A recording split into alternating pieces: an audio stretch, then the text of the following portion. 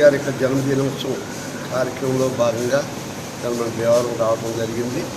ఈ పుణ్యభూమి, ఇది అటు అల్లూరి సీతారామరాజు గారు కానీ దేశం కోసం పాడినటువంటి మహానుభావులు ఈ గడ్డ మీద ఎంతోమంది జన్మించారు.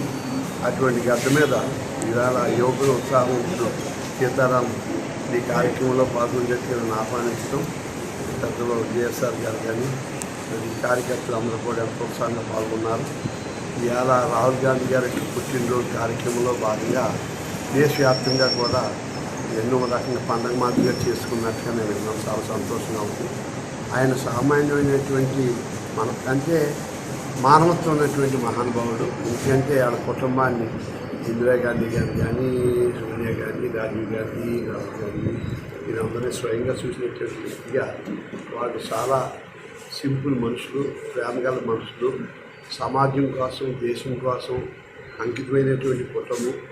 అటువంటి కుటుంబాన్ని మా పార్టీ నాయకురాలుగా కూడా ఆవిడ కానీ, రాహుల్ గాంధీ గారు కానీ దేశవ్యాప్తంగా భారతదేశ యాత్ర చేసిన, లేకపోతే బీహార్ నుంచి మహారాష్ట్ర దాకా మరి న్యాయయాత్ర చేసిన, ఇవాళ దేశంలో ఒక రకమైనటువంటి మంచి వాతావరణం, ఒక ప్రేమతత్వాన్ని పెంచారు మహానుభావులు. ఒక నమ్మకాన్ని, ప్రజలకి నమ్మకాన్ని చూపించారు. కాబట్టి India team almost government form చేసే స్థితికి ఆయన తీసుకురాగలిగారంటే ప్రజగా నమ్మకం గొప్పది. ఆయన ఈ దేశానికి సరైన నాయకుడు. ఎందుకంటే ఆయనలో ఒక ప్రేమతత్వం ఉంది, త్యాగం ఉంది.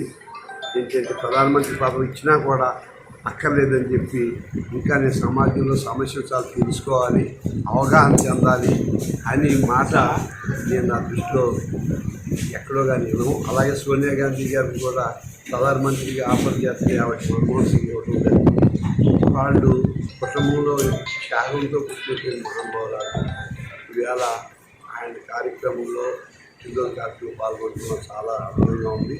నిండు నూరేళ్ళు ఆ మహానుభావుడు జీవించాలి, ఈ సమాజానికి ఉపయోగపడాలి. భగవంతుడు కేవలం అంటే అన్ని దేవుళ్ళు అంటే ఇటు శ్రీనివాసం మనసవాస కోరుకుంటూ, అది హిందుత్వం కానీ, లేకపోతే అది క్రిస్టియానిజం కానీ, మహమ్మదీయులు కానీ, ఏ రకంగా కూడా అన్ని మతాలకి సంబంధించిన ఏకైక వ్యక్తిని నేను చూశాను. కాబట్టి అన్ని దేవతలు, ఇంకోటి దేవతల ఆశీస్సులతోటి దేశాన్ని ఆయన యొక్క సేవలు వాడుకుంటానికి అన్ని భగవంతులు కూడా ఆశీర్వదిస్తారని, ఈ సమాజంకి సరైనటువంటి మనిషిని అందించాలని చెప్పి కోరుకుంటూ నేను సెలవు తీసుకుంటాను.